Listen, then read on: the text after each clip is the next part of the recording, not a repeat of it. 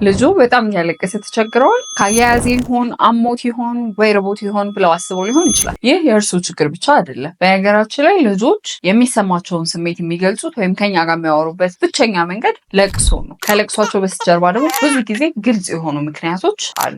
ሰላም፣ እንዴት ናችሁ? ዶክተር ማሌክ ጌትነት ነኝ፣ የህፃናት ስፔሻሊስት ሐኪም ከብሩክ ኪድስ የህፃናት ልዩ ክሊኒክ። ዛሬ ሁሉም ወላጆች በሚባል ደረጃ የሚያጋጥማቸውን ነገር ነው የምናወራው። ህፃናት በብዛት ወይም በጣም እንዲያለቅሱ ከሚያደርጉ ዋና ዋና ምክንያቶች ብሎ የዓለም የጤና ድርጅት ያስቀመጣቸው 6 ምክንያቶች አሉ። ዛሬ እነዚህን 6 ምክንያቶችና መፍትሄዎቻቸውን እናያለን። በተለይም ደግሞ 6ኛው ምክንያት አብዛኞቻችንን ማንገምተው እና ማንጠረጥረው ስለሆነ ቪዲዮን እስከ መጨረሻ ተከታተሉት። ይህ ቪዲዮ ጠቃሚ ሆኖ ካገኛችሁት ላይክ፣ ሰብስክራይብ እና ሼር ማድረግ አትርሱ። ማልቀስ ኖርማል ነው። ምክንያቱም ህፃናት በመጀመሪያዎቹ ወራቶቻቸው ስሜታቸውን የሚገልጹት ወይም ከኛ ጋር ኮሚኒኬት የሚያደርጉት በማልቀስ ነው። ነገር ግን ለቅሷቸው በጣም የከረረ ከሆነ ለረጅም ሰዓት በተደጋጋሚ የሚያለቅሱ ከሆን ወይም ደግሞ ሌላ ተጨማሪ ምልክቶች ካሏቸው ምክንያቱ ምን እንደሆነ ማወቅና መፍትሄ መስጠት ያስፈልገናል። ታዲያ ከመጠን ያለፈ የህፃናት ለቅሶ 6 ዋና ዋና ምክንያቶች ምንድን ናቸው? አንደኛ ህመም ህፃናት ፊዚካል ፔን ሲሰማቸው ወይም ደግሞ አቅራቢያቸው ካለ ነገር ጋር ሲጋጩ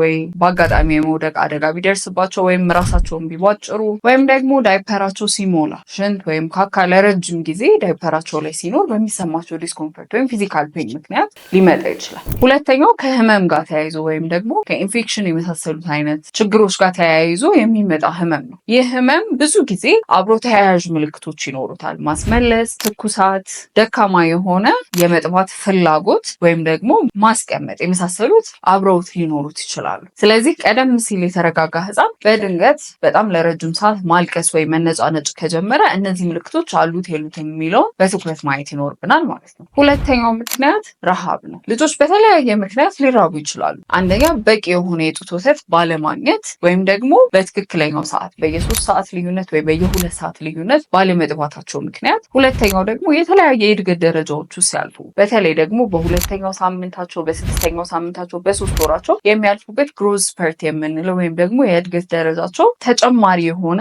የጡት ወተት እንዲያስፈልጋቸው ወይ ተጨማሪ የሆነ ኢነርጂ እንዲያስፈልጋቸው ስለሚያደርግ ቶሎ ቶሎ የመጥባት ፍላጎት ሊኖራቸው ይችላል። ጠብተውም ደግሞ ቶሎ መራብ ሊኖራቸው ይችላል። ስለዚህ የጡት የማምረት አቅም ከፍላጎታቸው ጋር ተመጣጣኝ እስኪሆን ትንሽ ቀናት ስለሚፈጅ በእነዚህ ቀናት የመነጫነጭ የማልቀስ ነገር ከመራባቸው የተነሳ ሊያሳዩ ይችላሉ ማለት ነው። ሶስተኛው ምክንያት በጡት ወተት ውስጥ ያሉ ንጥረ ነገሮች ለህፃናት አለመስማማት። እናቶች በተለይ ቡና፣ የወተት ተዋጽኦችን፣ ቅመም የበዛባቸውን ምግቦች፣ ኦቾሎኒ እንዲሁም እንቁላል የመሳሰሉ ነገሮችን በሚመገቡ ጊዜ እነዚህ ንጥረ ነገሮች በጡት በኩል ወደ ልጁ ሆድ ገብተው ሊረብሹት እና እንዲነጫነጭ ወይም እንዲያለቅስ ሊያደርጉት ይችላል። ስለዚህ ማንኛውም የበላነው ነገር ልጁን ረብሾታል ብለን የምናስብ ከሆነ ቢያንስ ለ1 ሳምንት ያንን ምግብ አቋርጠን ለውጡን ማየት እንችላለን ማለት ነው። አራተኛው ተደጋጋሚ ቅርሻት ወይም ደግሞ ጋስትሮኤሶፋጋል ሪፍሌክስ የምንለው ሲሆን ይሄ ወደ ሆድ የገባው ወተት በምግብ ቱቦችን መዝጊያ መላላት ምክንያት ወደ ላይ መመለስ ወይም ደግሞ ተደጋጋሚ ማቀርሸት የምንለው ነው። ልጆች ከጠቡ በኋላ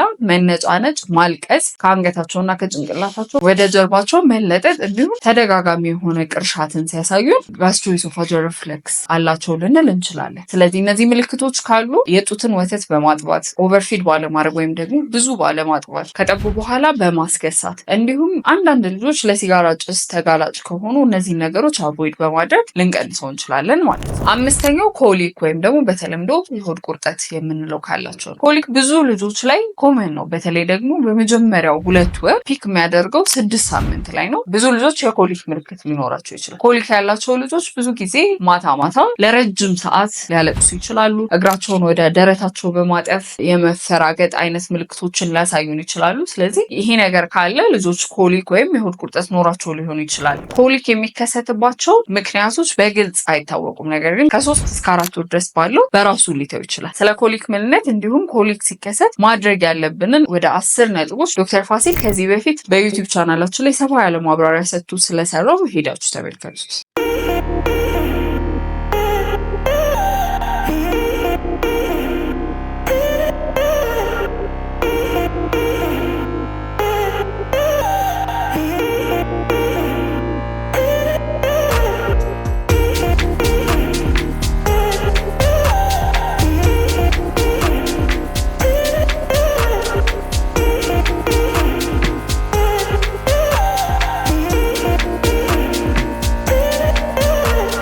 ስድስተኛውና ብዙዎቻችን የማንጠብቀው ነገር ደግሞ ብቸኝነት ሲሰማቸው ህጻናት በተለይም ደግሞ ሃይ ኒድ ቤቢስ የምንላቸው ከሌሎች ልጆች በተለየ ሹሩሩ መባል፣ መታቀፍ እና መያዝን ሊፈልጉ ይችላሉ። ስለዚህ ህጻናት የብቸኝነት ስሜት ሲሰማቸው በጣም ለረጅም ሰዓት ሊያለቅሱ ይችላሉ። ህጻናት በመታቀፍ ወይም በመታዘል ቀኑ ሙሉ ከእናቶቻቸው ጋር የሚውሉባቸው ወይም ደግሞ ከእናቶቻቸው ጋር አብረው የሚተኙባቸው ማህበረሰቦች መካከል ይህኛውን አይነት የህጻናት የማልቀስ ችግር ብዙ ጊዜ አናገኘው።